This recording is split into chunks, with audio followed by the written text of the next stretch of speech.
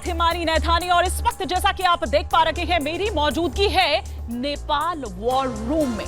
आज पड़ोसी मुल्क नेपाल की बात कर रही हूं जो 48 घंटों तक जलता रहा, धधकता रहा। हालांकि अभी भी जो ये हिंसा है वो उतनी थमी नहीं है। ठीक है, सेना ने मोर्चा संभाल लिया है, लेकिन तनावपूर्ण जो शांति है वो अभी बनी हुई है। इस पर तमाम एक्सपर्ट जैसा कि आप देख पा रहे हैं उनसे भी हम बात करेंगे। इससे पहले कि उनका परिचय कराऊं, मैं यहाँ इस पर बात करना चाह रही हूँ जो तस्वीरें सामने निकल कर आई। आपने देखा कि किस तरह से राष्ट्रपति भवन जो है वो जला दिया गया, कई इमारतें किस तरह से धराशायी कर दी गई, तोड़फोड़ की गई। गांधी भवन अगर बात करें जहां से सारा खबरों का जो काफिला है पूरा वो निकलता है, खबर दी जाती है, उस तक को आग के हवाले कर दिया गया। आपने देखा कि कई पूर्व पीएम को किस तरह से निशाना बनाया गया, उनकी पत्नी को जला दिया गया, कई मंत्री जिनको लतिया दिया गया। बिल्कुल लिटरली इसी तरह की तस्वीरें सामने निकल कर आई कि उनको लतियाया जा रहा था। लेकिन सवाल यह है कि ऐसा हुआ क्यों इनके आगे इनको आंदोलनकारी भी नहीं, बल्कि आप कहेंगे, आप ये कहिए कि ये तो अराजक तत्व थे, ये उपद्रवी थे जो उपद्रव करते हुए नजर आए। कैसे इन्होंने सारा सिस्टम जो है वो हाईजैक कर लिया? क्यों ये सिस्टम इनके आगे लाचार हो गया? क्यों इंटेलिजेंस फेल हो गई? क्यों पुलिस कुछ कर नहीं पाई? क्यों सेना कुछ कर नहीं पाई? आज एक एक विश्लेषण ये हम करेंगे अपने एक्सपर्ट्स के साथ। लेकिन पहले आपको दिखाती हूं एक रिपोर्ट।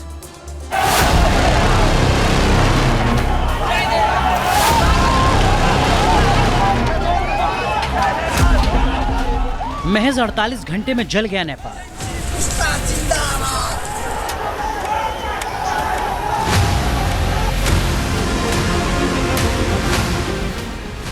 देखते ही देखते कैसे फेल हो गया पूरा सिस्टम।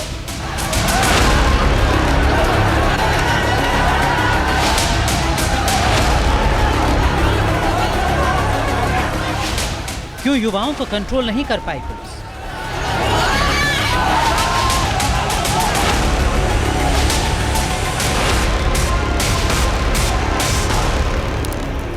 कैसे अनरेस्ट को नहीं भाप पाया लोकल इंटेलिजेंस?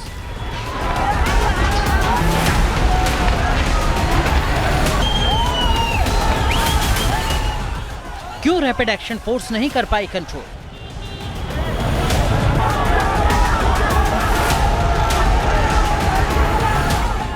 कैसे नेपाल की संसद में लगा दी गई आग?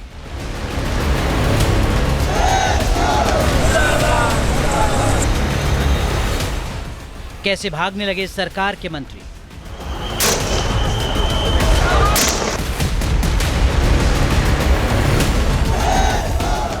ये वो तमाम सवाल हैं जो नेपाल में ओली सरकार की तख्ता पलट के बाद उठ रहे हैं। सवाल ये कि आखिर महज 48 घंटे में नेपाल कैसे जल गया? क्यों पूरा सिस्टम भीड़ तंत्र के आगे सरेंडर कर गया? सवाल ये भी कि क्यों सुरक्षा बल वक्त रहते युवाओं को कंट्रोल नहीं कर पाए? आखिर सुरक्षा एजेंसियां क्या कर रही थी? सोशल मीडिया पर बैन के बाद युवाओं में जो अनरेस्ट था वो इतनी बड़ी हिंसा में तब्दील हो जाएगा, इसको भांपने में लोकल इंटेलिजेंस नाकाम क्यों रही? प्रदर्शन और हिंसा के दौरान उपद्रवियों को कंट्रोल करने में रैपिड एक्शन पुलिस फेल हो गई। क्या प्रदर्शनकारियों की साजिश और उनकी हिमाकत के बारे में पहले से कोई अंदाजा नहीं था? उपद्रवियों ने नेपाल की आन बान शान वहां की संसद को आग के हवाले कैसे कर दिया? वहां की सरकारी मशीनरी इनके इस इंटेंशन का पता क्यों नहीं लगा पाई?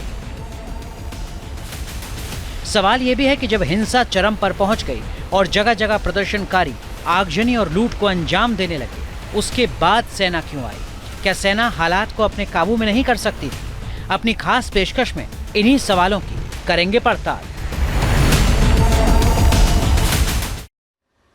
जी हाँ, तो इन्हीं कुछ सवालों की पड़ताल हम यहाँ पर करेंगे और एक्सपर्ट्स का पूरा एक पैनल इस वक्त हमारे साथ यहाँ इस वॉर रूम में मौजूद है। फटाफट से मैं तारुफ करवा देती हूँ। एक डीआईजी एनडीआरएफ नवीन भटनागर सर इस वक्त हमारे साथ जुड़े हुए हैं।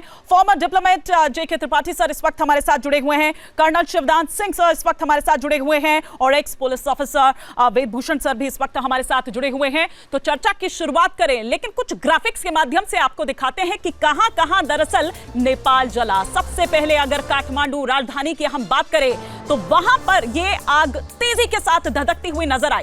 इसके अलावा सुंधारा की अगर बात करें, ललितपुर की अगर बात करें, 18 ऐसे जिले जहां पर ये हिंसा होती रही, 48 घंटे तक यूं ही जलता रहा। कंचनपुर हो, रौतहट हो, कैलाली हो, इसके अलावा अगर दार तुलसीपुर की बात करें, म्यादी की बात करें, जुमला की बात करें, ये वो तमाम क्षेत्र, ये वो तमाम अब अगर हम इलाकों की बात करें तो वो यहाँ जलते रहे, लेकिन वेदभूषण सर, आप ही से मैं इस चर्चा की शुरुआत करना चाहूंगी कि ये 18 जिले, वो 48 घंटे जलता रहा नेपाल। क्यों? सब कुछ ऐसा लगा जैसे धराशायी हो गया, हाईजैक इन्होंने कर दिया। इंटेलिजेंस मतलब एलआईयू कुछ नहीं कर पाई, उसको नहीं पता चला, नहीं भाप पाई वो। माने हिंदुस्तान से लेके अमेरिका तक, और हिंदुस्तान के अड़ोस पड़ोस में देख लें, अभी बांग्लादेश में इसी तरह की स्थिति बनी, पाकिस्तान में बनी, श्रीलंका में बनी, अमेरिका के तो व्हाइट हाउस के अंदर प्रदर्शनकारी घुस गए और वहाँ सबसे स्ट्रांग माने जाने वाली उनकी तमाम फोर्सेस, FBI, तमाम जो लोकल इंटेलिजेंस, सारा अटर फेलियर हो गया।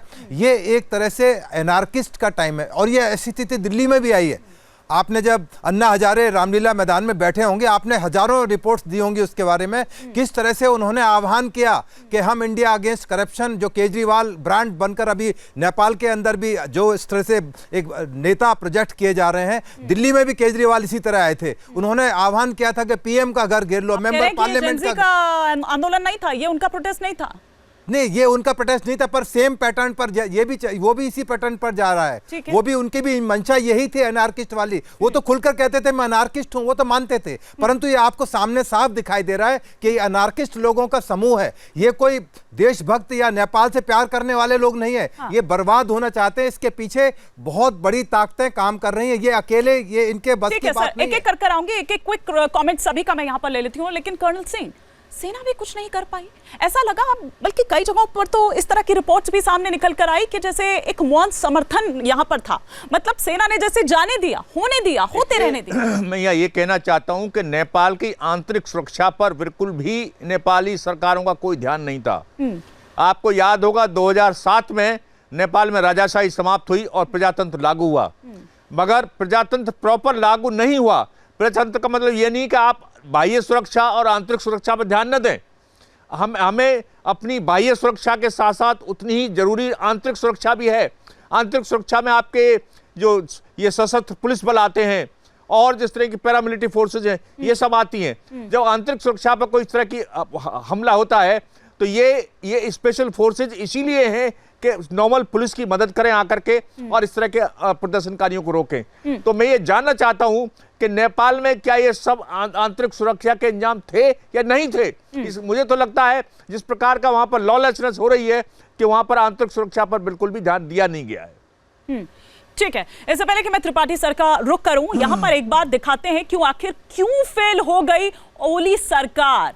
क्या वो मुद्दे थे? क्या बढ़ती बेरोजगारी एक इसकी वजह से भी जो एक नाराजगी है, जो एक गुस्सा है, वो दरअसल था। इसके अलावा भ्रष्टाचार जो एक मुद्दा बना, और देखिए ट्रिगर किसने किया? ट्रिगर किया जो सोशल मीडिया पर बैन लगाया गया, वो फेसबुक पर, वो एक्स पर, इंस्टाग्राम पर जो बैन लगाया गया, ये दरअसल ट्रिगर किया और जो कई पूरे जो ये छात्र हैं वो सड़क पर उतर आए। लेकिन त्रिपाठी सर, आप क्या देख रहे हैं? ऐसे इस तरह के मुद्दे तो हर देश में ही कहीं ना कहीं देखने को मिलते हैं। आपको लगता है कि यही मुद्दे हैं या दरअसल इसके पीछे की वजह कुछ और है?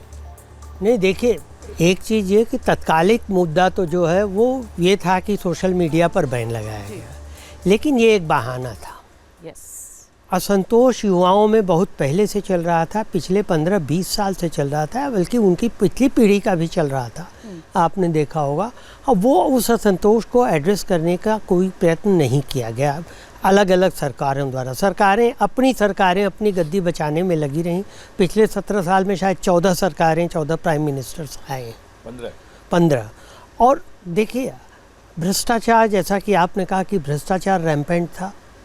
बेरोजगारी 10.9% बेरोजगारी है। 46% जनसंख्या युवा है, उसमें करीब 11% बेरोजगारी है।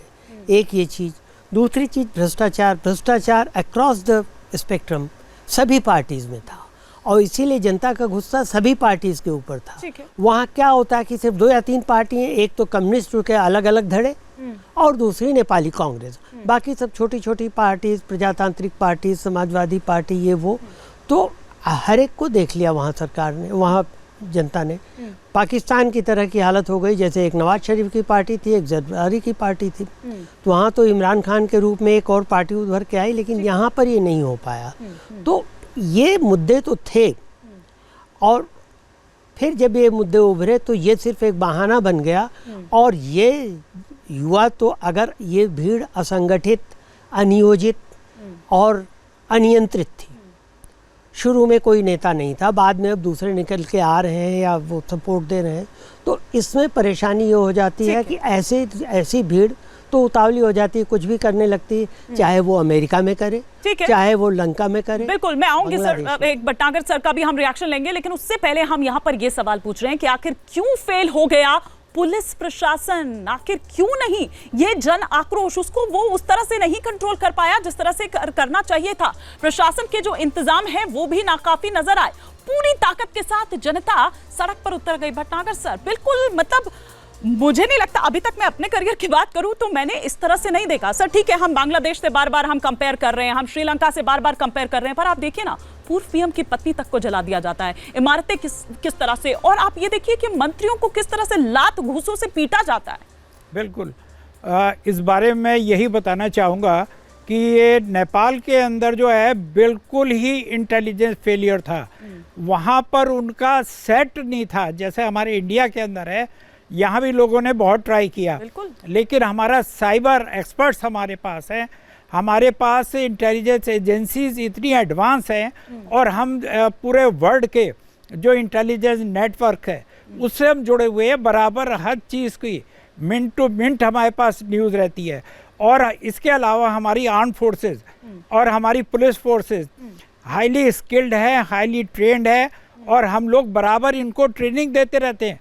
ट्रेनिंग सेंटर्स के अंदर हम इनको अपडेट रखते हैं, और हमें मालूम है किस टाइप की सिचुएशन होती है और इससे कैसे निपटना है, और उसके लिए एडिक्वेट हमारे पास पूरी मशीनरीज है, मैकेनिज्म है, और लोगों को ट्रेन करके हमने इतना एक्सपर्ट किया हुआ है। अच्छा, मिनट टू मिनट खबर हमारे पास आती है, और उसी का नतीजा है कि आज बहुत से लोगों ने ट्राई किया, वो कुछ कर नहीं पाए इंडिया का। नेपाल के अंदर क्या हुआ, ओवर कॉन्फिडेंस में थी यहाँ की सरकार, जबकि ये हमारे सार्क कंट्रीज का एक मेंबर है। हम लोग की मीटिंग होती थी सार्क कंट्रीज में, मैं एनडीआरएफ से हूँ, डिजास्टर मैनेजमेंट से, एनडीएमए से, तो हमारा जो है पूरा नेटवर्क बना हुआ है, तो ये इनको गाइड करते थे हम लोग। लेकिन इस बारे में कभी कोई चर्चा नहीं हुई, तो वहाँ की गवर्नमेंट बड़े रिलेक्टेंट रही, उनको उम्मीद नहीं थी कि ऐसा भी हो जाएगा।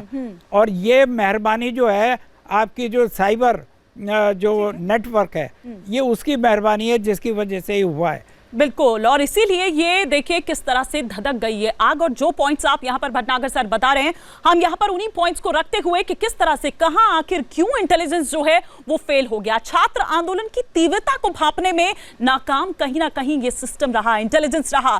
छात्रों को प्रदर्शन को मामूली समझने की ऐसा लग रहा है कि भूल कर दी, उपद्रवियों की मौजूदगी को ट्रेस ही नहीं कर पाए, मतलब ये फर्क नहीं कर पाए कि कौन उपद्रवी है वेद सर और कौन एक्चुअल में जिनकी बात हम कर रहे थे जेन जी। देखिए, मैं आपको दिलाना चाहता हूं, याद दिलाना 84 राइट्स का। 84 राइट्स में दिल्ली में मिसेज इंदिरा गांधी का मर्डर हो जाता है। पावर में राजीव गांधी ट्रांजिशन पीरियड के अंदर थे। ऑलमोस्ट इंडिया में सेम स्थिति थी जिस तरह से ओली छोड़कर चले गए, अज्ञात स्थान पर चले गए, परंतु उस टाइम वाकई चले गए। तो सारा सोशल मीडिया आप ही लोग बता रहे हो कि उनका ट्रेसेस नहीं, कोई कह रहा खबरें आ रही हैं, कोई कह रहा दुबई के अंदर चले गए, कोई कह रहा अबू धाबी चले गए। तो वक्त बताएगा जब वो कहीं सरफेस होंगे, दिखाई देंगे, तब हम दोबारा आपके पास डिबेट करने आएंगे कि उस कंट्री के अंदर शरण क्यों ली। जैसे हम लोग बांग्लादेश के बारे में कहते हैं कि हमारे शरण ली हुई है उन्होंने, तो ये तमाम बात की चीजें हैं। फिलहाल जो असेसमेंट स्थिति को करें तो हिंदुस्तान में ऐसी स्थिति कई बार पैदा हुई है। सीए एनआरसी के आपने दंगे देखे, उसी तरह से जब ये 84 राइट्स हुए थे तो सेम स्थिति थी। अभी मेरे साथी जिक्र कर रहे थे आर्मी को बुलाना पड़ा था, तो ये वक्त रहते यदि सरकार, ओली सरकार वहां पर मजबूती से स्टैंड करती और वहां आर्मी को तमाम पावर्स दी जाती, डेलीगेट की जाती, तो ये आप आर्मी की बात कर रहे हैं। अब आपने चूंकि ये एक पॉइंट यहां पर उठाया तो उन्हीं की बात हम यहां पर कर लेते हैं कि सेना के लिए हालात संभालना आखिर मुश्किल क्यों हो गया। उपद्रवियों से निपटने के तरीके पर एक कंफ्यूजन जो है वो यहां पर नजर आया। सरकार और सेना के बीच जो एक सामंजस्य होना चाहिए, उस सामंजस्य के भी कर्नल सिंह जो एक कंफ्यूजन है वो यहां पर दिखाई दिया। पूरी ताकत के साथ आंदोलन का मुकाबला नहीं कर पाए जिस तरह तरीके से किया जाना चाहिए था। ये वो इंपॉर्टेंट पॉइंटर्स यहां पर है। अच्छा कर्नल सिंह, बात तो ये भी हुई कि केपी शर्मा ओली ने कॉल किया आर्मी चीफ को कर्नल अशोक राज को, और उनकी ओर से दरअसल वो ये चाहते थे कि वो फोर्स यूज करें उन पर, लेकिन सर सेना ने इस तरह से नहीं किया। मतलब सेना ने बिल्कुल भी किसी भी मतलब वो इतना उपद्रव वहां पर मचाते रहे, इतना तांडव चलता रहा, लेकिन उनकी तरफ से जरा भी बल प्रयोग नहीं किया गया। देखिए, सेना अक्सर ऐसे कार्यों के लिए नहीं बनी है कि इंटरनल सिक्योरिटी में आकर के सिविल पब्लिक पर अपना बल प्रयोग करें। और इंडिया में भी कोई ऐसे आपको उदाहरण नहीं मिले होंगे जहां सेना ने सिविल पब्लिक के ऊपर बल प्रयोग किया होगा। हालांकि सेना भारत में बाढ़ पीड़ितों के मदद में आती है, इस तरह की नेचुरल आपदाएं आती हैं उनमें अपना मदद करती है, मगर कभी भी सेना ने भारत में पब्लिक के खिलाफ अपना बल प्रयोग नहीं किया है। तो ये एक सेना का एक इस तरह का हमारा सिस्टम नहीं है कि सेना पब्लिक के ऊपर फायरिंग करे या उनके ऊपर लाठी चार्ज करे या और बल प्रयोग। इसके लिए आपके जो सशस्त्र पुलिस बल हैं, इसके आपके पैरामिलिट्री फोर्सेज हैं, वो बने इस काम के लिए। तो मैंने पहले भी कहा है कि नेपाल के अंदर आंतरिक सुरक्षा के प्रावधान बिल्कुल जीरो नजर आ रहे हैं। कि देखिए ना, राष्ट्रपति भवन में किस तरह से घुस जाते हैं और एक टाइम के बाद तो बैरिकेड से हटा दी। देखिए, ऐसा है, इसका मतलब ना तो वहां पर जो प्रमुख इंस्टॉलेशंस हैं, जैसे राष्ट्रपति भवन है या वहां पर पार्लियामेंट हाउस है, इनकी किसी सुरक्षा का प्रॉपर इन्होंने प्लानिंग की नहीं है। कोई प्लानिंग नहीं थी, लेकिन हम दिखा रहे हैं, हम बार बार यहां पर जिक्र कर रहे हैं कि किस तरह से कौन कौन से देश इस हिंसा की आग में तबाह हो गए और कब कब ये हुआ। सबसे पहले तो हम बात चूंकि नेपाल की कर रहे हैं, तो यहाँ नेपाल का ही आपको दिखा रहे हैं कि अभी एक दिन पहले की हम यहाँ पर बात कर रहे हैं, किस तरह से ओली का ये तख्ता पलट हो गया, किस तरह से जेनजी का ये आंदोलन जिसने एकदम उखाड़ फेंका सत्ता से। वहीं अगर हम पिछले ही साल की बात करें, अभी ज्यादा वक्त नहीं हुआ है, 5 अगस्त 2024 का वो दिन आपको याद होगा जब बांग्लादेश में इसी तरह से तख्ता पलट किया गया था। वो भी जेनजी क्रांति ही थी, वो जुलाई क्रांति थी, जेनजी क्रांति जिसको नाम दिया गया था। इसके अलावा अगर श्रीलंका की हम बात करें तो ये भी ज्यादा वक्त इसको भी नहीं हुआ है, ये हम यहां पर दिखा रहे हैं। और साथ ही साथ किस तरह से गोटाबाया राजपक्षे, वो तस्वीरें भी आपने देखी होंगी, स्विमिंग पूल में किस तरह से उतर गए, किस तरह से तमाम वो जो वहां पर हीरे जेवरात थे उन पर किस तरह से अटैक किया गया। अरागलया जो आंदोलन का नाम था श्रीलंका में, जो श्रीलंका की ये गोटाबाया राजपक्षे सरकार को जो दरअसल तख्ता पलट किया गया। लेकिन त्रिपाठी सर, मैं आ रही हूं सर, एक रिएक्शन। त्रिपाठी सर, ये भी कहा जा रहा है कि दरअसल वो जो एसयू में अभी तस्वीर सामने निकलकर आई थी ना, वो तस्वीर किसी को रास नहीं आई, तो ये दरअसल उसी का नतीजा है। आप इसे किस तरह से देख रहे हैं, आप क्या एनालाइज कर रहे हैं? कुछ हद तक ये बात सही है, इसलिए कि इसके इन घटनाओं के पीछे आप देखें कि किसका हाथ है, तो नेपाल की घटना के पीछे चीन का हाथ हो नहीं सकता, क्योंकि तो चीन क्यों चाहेगा कि अपनी कठपुतली सरकार को हटवाए। भारत के बारे में कई बार राजशाही के समय से राजा और लोकतंत्र समर्थक दोनों ही बारी बारी से आरोप लगाते रहे, राजशाही आरोप लगाती रही कि भारत डिस्टर्ब कर रहा है राजशाही को, और लोकतंत्र के समर्थक आरोप लगाते रहे हैं कि नहीं साहब, आप लोकतंत्र के लिए कुछ करते नहीं। तो हम तो नेपाल के मामले में ऐसे ढोल की ओर थे जिसको दोनों ओर से बजाया जाए। सर, क्योंकि ये आप देखिए ना, जिन देशों की हम यहाँ पर बात कर रहे थे, कोई ना कोई एक चेहरा बनकर सामने आ गए, लेकिन पीछे कौन ताकतें रही। एक क्विक कमेंट सर, क्योंकि मेरे को ना वाइंड अप करना है, तो इसलिए एक क्विक कमेंट भटनागर सर का भी, क्योंकि सर हमने देखा अभी देखिए यहाँ पर बालेन शाह उभर कर नाम सामने आ रहा है और ये बताया जा रहा है कि पिछले साल यूएस एम्बेसडर से उनकी मुलाकात हुई थी। ये रिपोर्ट अब किया जा रहा है, ये रिपोर्ट अब सामने आ रही है। एक क्विक कमेंट। जी बिल्कुल, कुछ ना कुछ तो है, ये तो बाद में जो इंक्वायरी होगी और डिटेल में पता लगेगा तभी कहना अच्छा रहेगा। अभी इट इज़ प्रीमेच्योर, अभी हम जल्दबाजी में कोई कमेंट इसके ऊपर नहीं कर सकते। अभी बस इतना ही कह सकते हैं कि जो ये हुआ है, ये अपना साइबर अटैक हुआ है और लोगों का ब्रेन वॉश हुआ है और उस पे सेंटिमेंटल में लोग भीड़ बन गए और भीड़ के दिमाग होता नहीं है। जो चेहरा सामने निकल कर आ रहा है वो बालेंद्र, वैसे उनका एक्चुअल नाम बालेन शाह, जिनकी कमांड को फॉलो करते हुए ये जेनजी, ये युवा जो सड़क पर उतरे हुए हैं वो नजर आ रहे हैं। उनको ये अपील करनी पड़ी कि बस जो गद्दार था देश का वो अब जा चुका है, गद्दी छोड़ चुका है, इस्तीफा दे चुका है, तो अब आप लोग भी वापस लौट जाएं। और इनको वापस लौटाना ही एक बहुत बड़ी चुनौती यहाँ पर थी। अब खैर सेना ने मोर्चा संभाल लिया। बहुत बहुत शुक्रिया सर आप सभी का हमारे साथ जुड़ने के लिए इस चर्चा में, और इसी के साथ हमारे खास पेशकश में फिलहाल इतना ही। यहां पर रुकेंगे एक ब्रेक के लिए।